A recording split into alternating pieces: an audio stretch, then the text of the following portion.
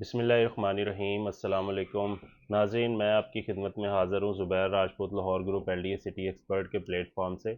आज हम बात करने जा रहे हैं 7E जो टैक्स गवर्नमेंट ने इम्प्लीमेंटेशन की है उसका क्या ड्राबैक है और क्या रियल स्टेट के ऊपर इसका कोई पॉजिटिव इम्पैक्ट आएगा या नेगेटिव इम्पैक्ट आएगा।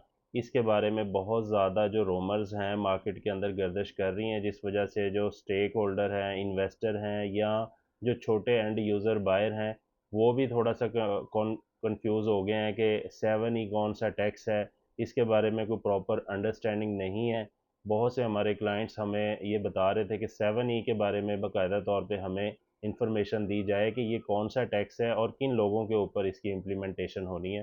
तो नाज़रीन, उम्मीद करता हूँ इंशाल्लाह इस वीडियो के अंदर हम भरपूर कोशिश करेंगे कि आपको 7E जो टैक्स है उसके बारे में हम कंप्लीटली इंफॉर्मेशन दे दें, और अगर आप ये वीडियो पूरी देखेंगे तो आपको कंप्लीटली इसके बारे में अंडरस्टैंडिंग डेवलप हो जाएगी। व्यूअर, जो 7E टैक्स है वो आर्डिनेंस 2022 के मुताबिक जो है वो इमूवेबल जो प्रॉपर्टी के ऊपर एक टैक्स लगाया गया है, और टैक्स जो है वो 1% है। और इसके अंदर बेसिकली ना आम तौर पे ये समझा जा रहा है कि ये जो टैक्स है वो हर प्रॉपर्टी होल्डर के ऊपर है। जो भी प्रॉपर्टी सेल करेगा उसको ये 1% टैक्स देना पड़ेगा। ऐसा नहीं है। ये एक ऐसा टैक्स है जो सेलर के ऊपर इम्प्लीमेंटेशन होती है, बायर के ऊपर नहीं होती। और इसका एक बाकायदा तौर पे ना कट ऑफ रखा गया है, इसका एक थ्रेश होल्ड डिसाइड किया गया है कि 7E टैक्स कहाँ पे अप्लाई होगा और कहाँ पे नहीं होगा। अब सबसे पहले बात करें, इसके अंदर जो 7E टैक्स है ये सेलर टैक्स है, और ये जो प्रॉपर्टी हम सेल करते हैं उसका 1% टैक्स होता है ये। और इसके अंदर जो सबसे अहम चीज़ है कि ये किन लोगों के ऊपर अप्लाई होता है उसके बारे में आपको बताता चलो। इसका जो गवर्नमेंट ने डिसाइड किया है कि जो प्रॉपर्टी होल्डर है, जो स्टेक होल्डर है, मिसाल के तौर पे एक बंदा है, उसकी जो प्रॉपर्टी है वो तकरीबन 2.5 करोड़ से लेस देन है। एक जो डिसाइड कर दिया है पॉइंट, वो 2.5 करोड़ रुपए डिसाइड कर दिया है। सपोज अब एक जो फाइलर है वो अपनी प्रॉपर्टी मतलब रिटर्न जो फाइल करता है उसके अंदर वो कोई प्लाट भी है उसके पास, कोई गाड़ी भी है उसके पास, और उसके पास घर भी है। उसके पास जो सारे एसेट्स मिला के तो लेस देन यानी कि 2.5 करोड़ से कम के एसेट्स बनते हैं जो उसके पास वाइड डिक्लेयर मनी है, तो उसके ऊपर ये विवर्स टैक्स नहीं लगेगा। अगर एक बंदे के पास मतलब टोटल एसेट्स 1.5 करोड़ रुपए हैं और वो एक प्लाट परचेज कर रहा है या सेल कर रहा है, तो उसके ऊपर ये टैक्स नहीं लगेगा।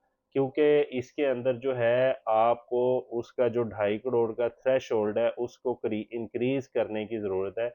अब जैसे हम एलडीए सिटी के अंदर बात करें, तो एलडीए सिटी के अंदर मुमकिन से मेरे ख्याल से जितने भी जो 5 मरला के, 10 मरला के या एक कनाल के जो बायर हैं एंड यूज़र हैं, उनके ऊपर मेरे ख्याल से मोस्टली नहीं लगता।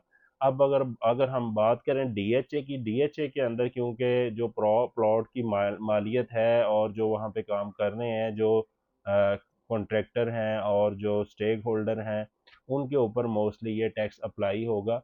और इसके अंदर ना वरी होने की ज़रूरत नहीं है। मिसाल के तौर पे एक बंदा लेस देन 2.5 करोड़ है, उसको एफबीआर से वो अप्लाई करेगा, अप्लाई करके वो उसका सर्टिफिकेट ले लेगा 7E का कि इसके ऊपर उसकी इम्प्लीमेंटेशन नहीं होती, तो वो उसको कोई पैसा नहीं लगेगा, उसको कोई 7E का टैक्स नहीं देना पड़ेगा अगर वो लेस देन 2.5 करोड़ से प्रॉपर्टी का मालिक है।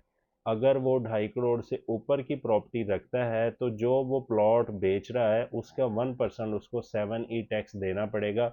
और 7E टैक्स जो है वो डिसाइड होता है वो एफबीआर की जो 1% मालियत है उसके मुताबिक है।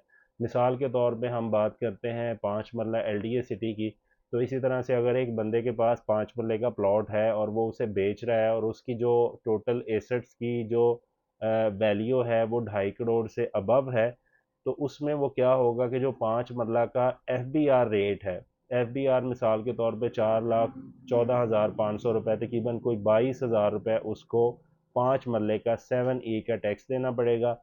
और साथ में उसको जो 3% जो फाइलर का गेन टैक्स है वो देना पड़ेगा। तो इसके अंदर ना आमतौर पे ये रोमर्स थी कि हर बंदे को ये लगाया जाएगा, और इसके अंदर बहुत ज़्यादा मतलब इश्यूज थे।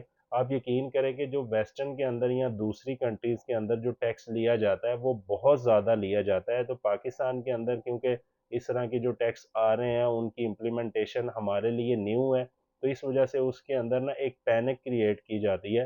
तो मैं समझता हूँ कि 7E टैक्स जो है वो इतना कोई ज़्यादा ऐसा टैक्स नहीं है जिसकी वजह से प्रॉपर्टीज़ को डीवैल्यू किया जाए और आने वाले टाइम के अंदर इसको इस तरह से हाइप दी जाए कि ये 7E टैक्स लग जाएगा तो प्रॉपर्टी का इस तरह से नुकसान हो जाएगा, ये हो जाएगा। मैं नहीं समझता कि 7E का जो टैक्स है वो इतना कोई ख़तरनाक है कि जिसकी वजह से प्रॉपर्टी कोई डूब जाएगी या कोई इस तरह का मामला आ जाएगा। अब गवर्नमेंट ने देखें डिसाइड कर दिया है कि अगर आपका 2.5 करोड़ से ज़्यादा एसेट्स हैं को आपको पर एनम के हिसाब से 1% 7E टैक्स देना पड़ेगा। उसमें सिंपली ये है कि जो आप टैक्स पे करते हैं प्रॉपर्टी को बेचते हुए, तो वो आपका एडजस्टेबल होगा। जैसे सिंपली आप गेन टैक्स देते हैं, कोई भी आप प्रॉपर्टी बेचते हैं उसका आपने 3% गेन टैक्स देना होता है। उसके बाद आपने जब एनुअली आपने रिटर्न फाइल करनी होती है, तो रिटर्न फाइल के अंदर जो आपका टैक्स पे होता है गेन टैक्स, वो आपका एडजस्टेबल होता है। मिसाल के तौर पे आपने 3 लाख रुपए जो गेन टैक्स पे किया है अपनी प्रॉपर्टी का 1 साल के अंदर, और जब आपने फाइनली अपनी रिटर्न शो की है, रिटर्न आपने फाइल किया, उसके अंदर आपका 2.5 लाख रुपए टैक्स बना है जो इनकम टैक्स और डिफरेंट जो रिटर्न के हिसाब से आपके एसेट्स के हिसाब से जो इंक्रीज हुआ है, तो जो 50,000 रुपये है वो आपका सरप्लस चला जाएगा FBR की तरफ, और वो फिर चलता रहेगा। नेक्स्ट रिटर्न के अंदर वो दोबारा एडजस्टेबल होगा। इसी तरह से जो 7E टैक्स है वो एक समझ लेंगे एक किराया ऐड कर दिया है कि above than 1%, above than 2.5 crore से ऊपर 1% जो टैक्स है, तो ये मोस्टली उन लोगों के ऊपर अप्लाई होगा जिनके एसेट जो 8-10 करोड़ है या अरबों में है या खरबों में है, उनको बहुत ज़्यादा इफेक्ट होगा, क्योंकि 1% उन्होंने हर साल ये 7E टैक्स गवर्नमेंट को देना ही देना है। और जो टैक्स है ना, आप देखें कि टैक्स देने वाली जो कौमें हैं या फिर जो कंट्रीज़ हैं वो बहुत ज़्यादा मतलब आगे जा रही हैं, तो हमारी मतलब ये है कि पाकिस्तान के अंदर टैक्स देने का रुझान ही बहुत कम है और लोग फाइलर नहीं होते। फाइलर ना होने के बहुत ज़्यादा नुकसानात हैं और लोग समझते हैं कि इसका बड़ा बेनिफिट है। तो ये चीज़ है कि जैसे अब मिसाल के तौर पे देख लें कि आप फाइलर और नॉन फाइलर के अंदर कितना डिफरेंस है। अगर एक फाइलर प्रॉपर्टी सेल आउट करता है उसका 3% टैक्स देता है और वो भी साल बाद उसका एडजस्टेबल होता है, उसके सारे वाइड डिक्लेयर हैं, और नॉन फाइलर वही टैक्स जो है वो 7% पे कर रहा है, और 7% देने के बावजूद वो मतलब चाहे वो साल में जितनी मर्जी ट्रांजैक्शन करे, हर प्रॉपर्टी के अगेंस्ट उसको 7% टैक्स दिया जाता है, वो देता है, और उसको कोई उसका इंसेंटिव या उसको क्रेडिट नहीं मिलता। तो मेरे ख्याल से फाइलर भी होना चाहिए। और सेकेंडली LDA सिटी के हवाले से अगर हम बात करें तो 7E के अंदर इतना पैनिक होने की ज़रूरत नहीं है।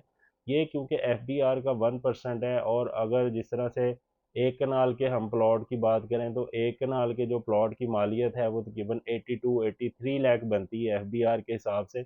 अगर आपके पास कोई 4-5 प्लॉट हैं तो फिर आपके पास ये अप्लाई होगा 7E का टैक्स, अदरवाइज आपको अप्लाई ही नहीं होगा 7E का टैक्स। तो नाज़रीन, उम्मीद करता हूँ कि 7E के बारे में कम्प्लीटली आपको अंडरस्टैंडिंग होगी होगी। फर्दर अगर आपकी कोई क्यूरी है आप दिए गए कॉन्टैक्ट नंबर पर रब्ता भी कर सकते हैं, और मज़ीद ऐसी इंफॉर्मेटिव वीडियोस के लिए आप हमारा चैनल सब्सक्राइब कर लें और बेल का बटन भी प्रेस कर देता, ताकि हर लेटेस्ट वीडियो जो भी हमारे चैनल पे अपलोड होती है आपको फ़ौरन से मिलती रहे। बहुत शुक्रिया। अपने होस्ट मोहम्मद ज़ुबैर राजपूत को इजाज़त दें। अस्सलाम वालेकुम, अल्लाह हाफ़िज़।